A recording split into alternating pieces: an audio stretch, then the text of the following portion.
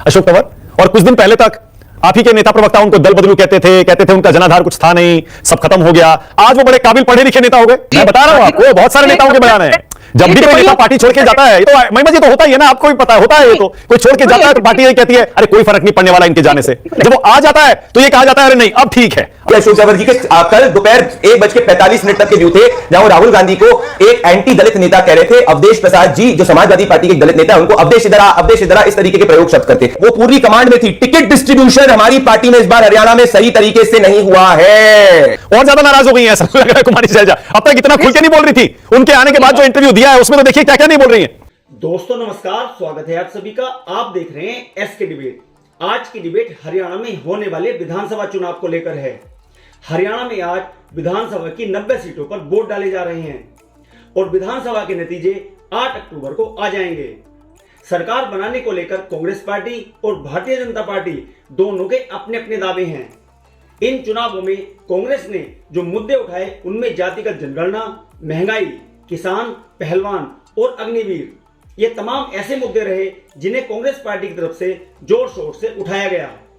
वहीं दूसरी तरफ पूरे चुनाव प्रचार में बीजेपी ने परिवारवाद, दामाद, भ्रष्टाचार और 370 को लेकर कांग्रेस पार्टी पर जोरदार निशाना साधा। दोनों ही पार्टियों ने चुनाव जीतने के लिए एड़ी चोटी का पूरा जोर लगाया है। अब सबसे बड़ा सवाल यही है कि हरियाणा में किसकी सरकार बनेगी। आज की डिबेट इसी मुद्दे पर होने वाली है। बीजेपी की तरफ से प्रदीप भंडारी और महिमा सिंह कांग्रेस पार्टी की तरफ से हैं। दोस्तों वीडियो बहुत मजेदार होने वाली है। आपसे अनुरोध है वीडियो को अंत तक जरूर देखें। वीडियो पसंद आए तो लाइक करें, शेयर करें, कमेंट करें और मेरे चैनल को सब्सक्राइब करें। चलो दोस्तों मेन डिबेट स्टार्ट करते हैं। चलिए शुरू करते हैं। पहले महिमा जी, ओके, पहले महिमा जी जलेबी पर बोलिए जरा। जलेबी पर राहुल गांधी बहुत ट्रोल हो रहे हैं। वो कह रहे हैं फैक्ट्री में थोड़े जलेबी बनती है। सबसे पहले तो ये जो तमाम जलेबी नुमा बातें आपके शो पर हो रही हैं पिछले चंद मिनटों से, उनका जो जवाब है वो सलीम सिद्दीकी के अंदाज में देना उचित समझती हूं मानव जी, कि चला था जिक्र मेरी खामियों का महफिल में, चला था जिक्र मेरी खामियों का महफिल में, जो लोग बहरे थे उनको सुनाई देने लगा। ये बहुत अच्छा कर रहे हैं, अपनी विफलताओं को जलेबी की तरह गोल गोल घुमा करके पूरे हरियाणा की उस जनता को भी सुना रहे हैं, उस सेक्शन को भी सुना रहे हैं जो शायद चुनाव से विमुख रहते हैं या नदारद रहते हैं अपनी जिम्मेदारियों के चलते या किसी वजह से। तो आज हरियाणा का बच्चा बुजुर्ग और हर जवान पहलवान किसान आज भाजपा के प्रवक्ता की जलेबी नुमा बातें सुन के ये उन्हें बताना चाह रहा है कि मातूराम की जलेबियां तो खाकर गए हैं राहुल जी, और उसका स्वाद तो कांग्रेस चखने जा रही है जीत के रूप में आने वाले चुनाव के परिणाम में।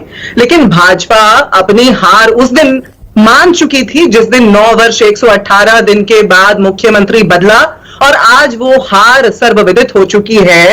रुको जरा, सब्र करो। प्रदीप, आप तो खुद एक सेफोलॉजिस्ट रहे हैं, जरा कुछ आंकड़े बताइए और कुछ अपनी समझ बताइए। कांग्रेस पार्टी की फेक न्यूज फैक्ट्री चली थी कि भाई संविधान खतरे में पड़ जाएगा। उसके बावजूद हरियाणा के अंदर हमारा वोट शेयर 46% था, कांग्रेस पार्टी का 43 था। तो 3% का हमारा स्टिल ज्यादा था जब कांग्रेस पार्टी की पूरी फेक न्यूज चली थी।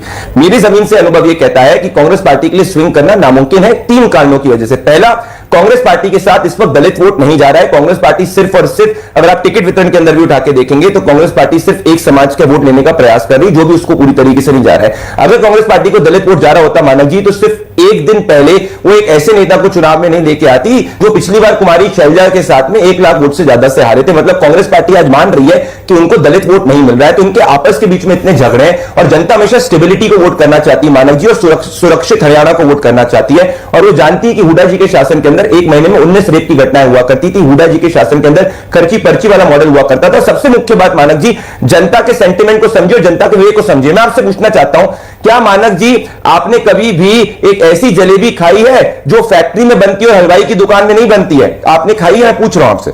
मैं आपसे इसलिए कह रहा हूं ये, क्योंकि अगर एक नेता की समझ, उसको यही नहीं पता कि जलेबी जो है वो हलवाई की दुकान पे बनती है और फैक्ट्री पे नहीं बनती, इसी से आप समझ सकते हैं कि वो हरियाणा की जनता को कितना समझाए। और इसीलिए 2014, 19 और 24 में कांग्रेस डबल डिजिट में ही रही है।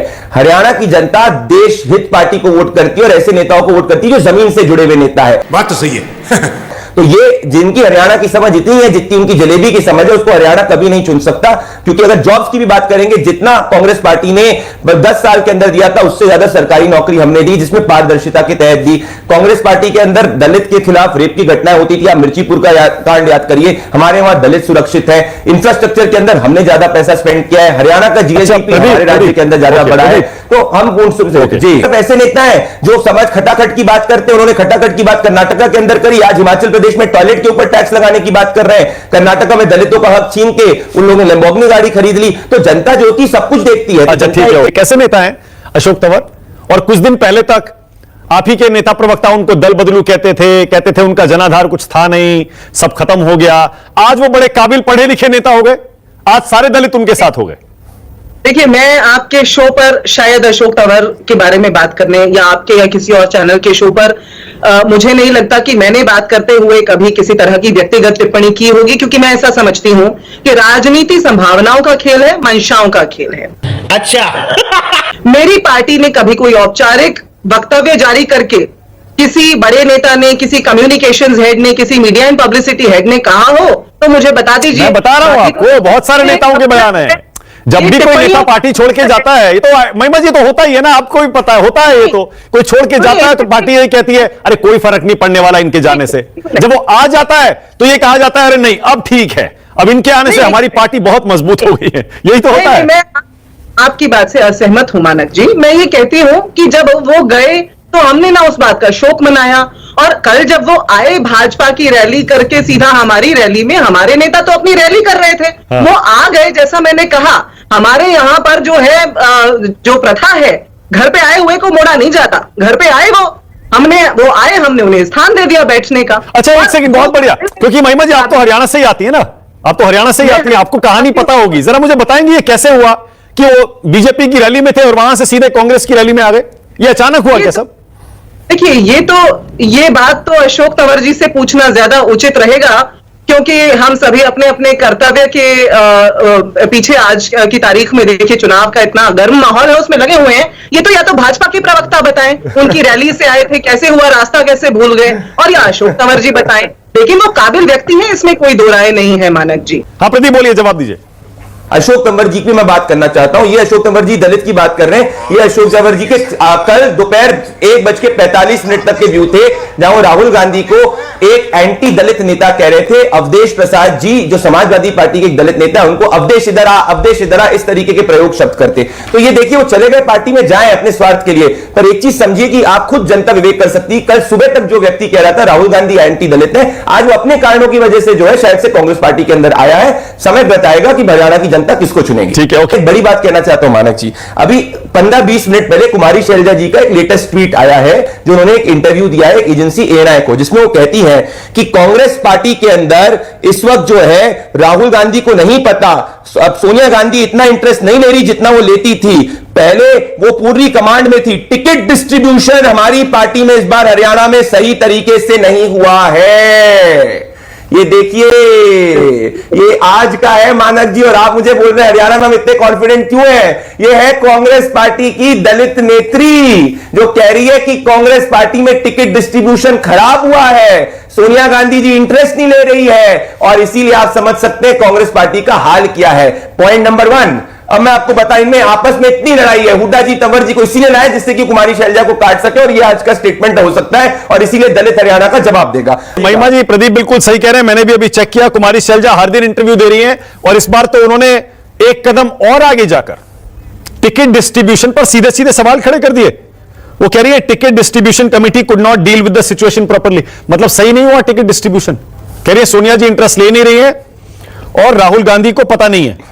आज हमारी एक माननीय नेता, माननीय सांसद अपनी व्यक्तिगत बात अगर अपने एक साक्षात्कार में जो वो अपने व्यक्तिगत स्तर पर दे रही हैं, वहां कह रही हैं, तो वो जो इंटरव्यू है वो एक व्यक्तिगत वक्तव्य है। और दूसरी बात ये कि मेरी पार्टी का जो औपचारिक स्थान है, मेरी पार्टी के अंदर जो है अंदरूनी तौर पर क्या होता है वो मेरी अपनी पार्टी का मसला है। हाँ। मैं तो कह रहा हूं, ऐसा लग रहा है अशोक तंवर को लाकर वो जो आपने किया ना, सेल्फ गोल कर लिया, और ज्यादा नाराज हो गई है ऐसा लग रहा है कुमारी शैलजा। अब तक इतना खुल के नहीं बोल रही थी, उनके आने के बाद जो इंटरव्यू दिया है उसमें तो देखिए क्या क्या नहीं बोल रही है, उल्टा पड़ गया था।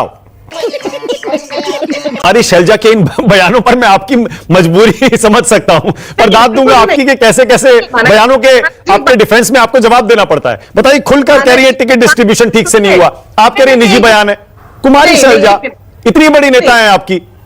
बिल्कुल है। यही नहीं, अभी और सुनिए। देखिए मानक जी, महिमा जी कह रही थी कि निजी बयान है। अगर निजी बयान है तो वो परिवार के अंदर कहा जाता है, पर अगर वो पब्लिक प्लेटफॉर्म पे दे रही है तो इससे आपको समझ में आ रहा है कि कांग्रेस पार्टी के अंदर उनकी सुनवाई तक नहीं हो रही। और मैं अब उनका दूसरा बयान सुनाना चाहता हूं मानक जी, ये सुनिए। जब उनसे पूछा जाता है कि आप क्या कहना चाहती हैं भूपिंदर हुड्डा जी के ऊपर, तो कहती है हाँ होते हैं लोग 10 साल तक चीफ मिनिस्टर, मीडिया को लगता है वो बहुत बड़े होते हैं। 2005 में तो भजनलाल जी भी थे, सिर्फ वो ही थे, उनके अलावा कोई नहीं दिखता था, वो भी चीफ मिनिस्टर थे। पर अब समय बदल गया है।